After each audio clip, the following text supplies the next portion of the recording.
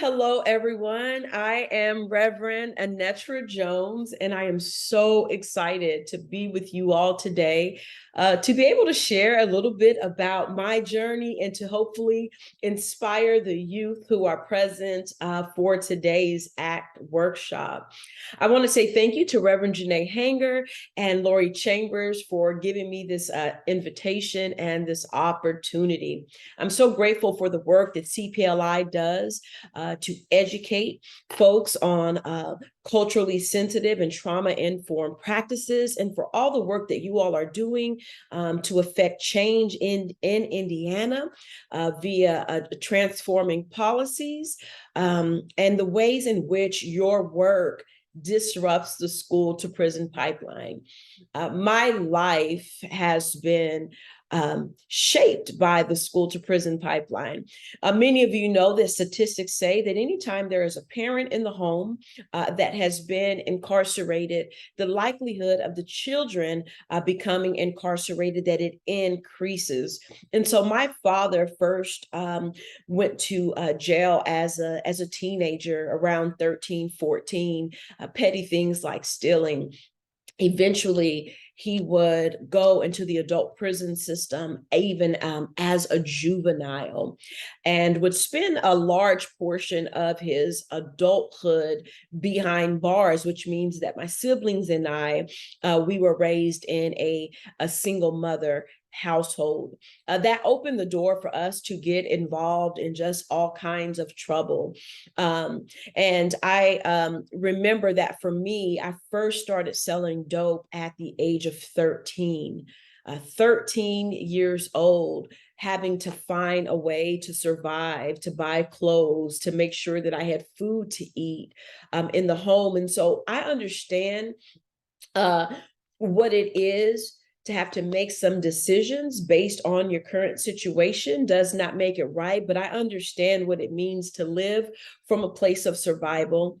And I want to encourage the youth today that there are many different ways to survive. And a lot of times, the road that we choose is based on who we are around.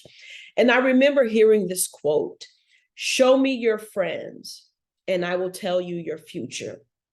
Show me your friends and I'll tell you your future. And so, who do you hang around? What do those friends do? Based on what they do, what's the likelihood of where they may end up? Because based on who you put yourself around, it does influence your behavior, which could impact your future.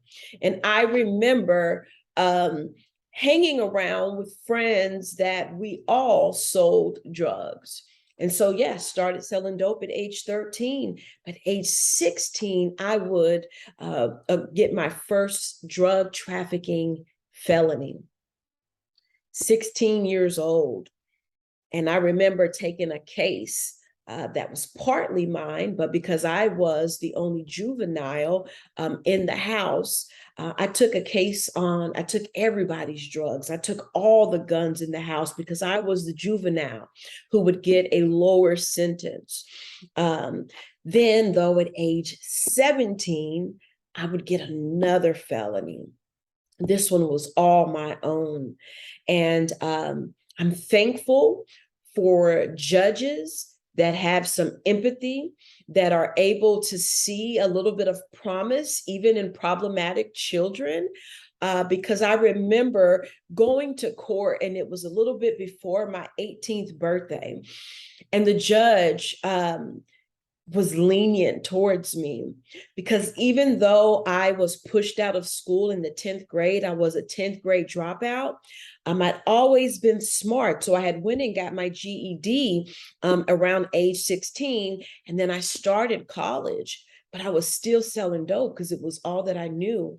And the judge looked at me and he said, "Mrs. Jones, it is obvious that you are a very bright young lady." He said, "I'm going to give you another chance. And my prayer is that you would do something with your life and that you would begin to make better decisions." And I was given community service. So I thank God for judges that are able to see promise even in a child that is being problematic at the time. Because I was so close to my 18th birthday, it could have ended up a lot different for me. And so, show me your friends and I will show you your future. I would continue to hang around people that were not the best influence for me. And so at age 25, I would become a convicted felon as an adult. And I had friends. They had been cashing checks. Someone was making these fraudulent checks on a computer. They looked so real, and they'd been cashing these checks for months. And I was hustling a different way. I was never into that kind of crime. And then it just so happened that one day I was in a bind and I needed some money. And I'm like, hey, y'all got some more of those checks? And I would go make the dumbest mistake of my life, go cash a check with my own ID, not using my brain. I would become a convicted felon at age 25. Now I'm working these menial jobs, $10 an hour, $12 an hour. Eventually, there was a collection agency that, even though I was a convicted felon, they gave me an opportunity. Like I said, always been smart. The skills that I used in the streets were transferable. I can communicate, I can negotiate, I can get that sale, which is collecting the debt, right? I could do all of that. And they gave me a chance. And I rose as a top employee in this business. But also working at this collection agency, it got me out of the hood. And it got me into a different place where I began to hear different kinds of conversations. For the first time in my life, I began to hear people talk about credit scores and buying a house and family vacations and buying stocks and buying bonds and all these different things. And all of a sudden, I began to dream. I began to dream about, like, what could life really be? I began to think about that perhaps there's more to life than all that I had previously seen and known. And I began to dream about what my future could become. And I want to say, let me swing back around and say that the criminalization of Black and brown skin, that it's real. You may be profiled, you may be pulled over, you may be stopped, you may be treated unkind because of the stigma of the color of our skin. I'm so happy that you all are going to be learning some practices today for how to conduct yourself if you're ever stopped by police, and you know, how to make sure that you do the right thing so that you can make it out of these situations, because we know that it's just real, that it does not always end right for us, for those of us whose skin has been touched by the sun, even when we've done absolutely nothing wrong. I'm from Louisville, Kentucky, where Breonna Taylor was killed. And so we know that you can be in your bed and the color of your skin automatically makes you a criminal. I know that. So being self-aware is so very important. The practices that you're going to learn today, these are important. Listen to them, implement them. But the one thing I want to leave you all with today is to dream. Dream about all that your life can be and become. Allow yourself to be exposed to new conversations, new ways of living and being. I am so proud of all of you who are part of this program. You have already taken a major step to do something different. When you are in rooms that CPLI brings you into, or that the mentoring programs you're a part of that bring you into, soak it all up. Soak it all up and dream. Never stop hoping. Don't give up hope. Never stop hoping of brighter days, of things in your life being different than what they are today. Keep the faith and know that you can achieve whatever it is you want to achieve.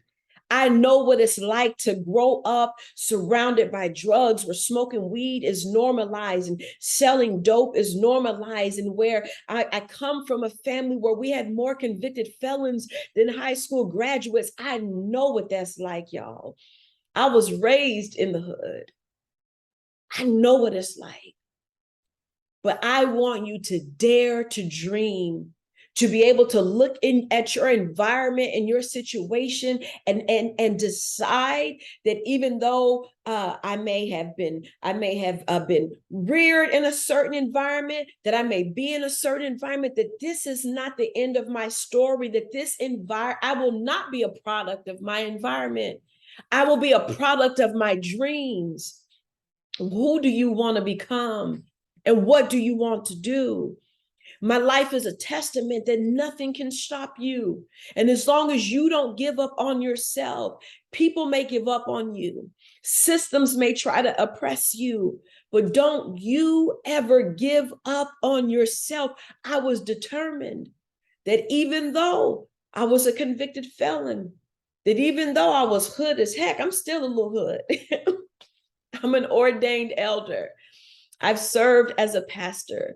I'm currently the Associate Director of Diversity, Missions, and Justice, providing resources for over 1,000 churches in the Indiana United Methodist Church. I currently have a Master's of Divinity degree, but I was the 10th grade dropout. I have a GED, and I just need somebody to hear me, that no matter what mistakes you've made, no matter where you come from, no matter what situation you're in right now, that you can overcome every obstacle and you can become the person of your dreams. My hashtag on social media is faithfully becoming, because I declare that every day I'm faithfully becoming the woman of my dreams, one faithful step at a time, no matter the mistakes, no matter the past, one faithful step at a time. You're one decision away from creating the life of your dreams. And so I'm so proud of you all. Take advantage of this program. Take advantage of every connection that you make and apply it. And faithfully become the person of your dreams. God bless you all. I am praying for you.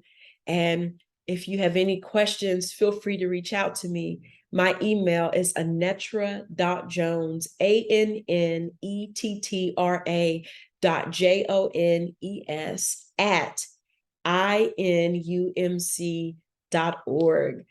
Hit me up if you want to, and I'd love to go to coffee or whatever. So God bless you all. And know that I'm praying for you. And I believe that you too can faithfully become the person of your dreams. Don't give up on yourself. Thank you, Janae. Thank you, Lori. I hope you all have a wonderful workshop. God bless you.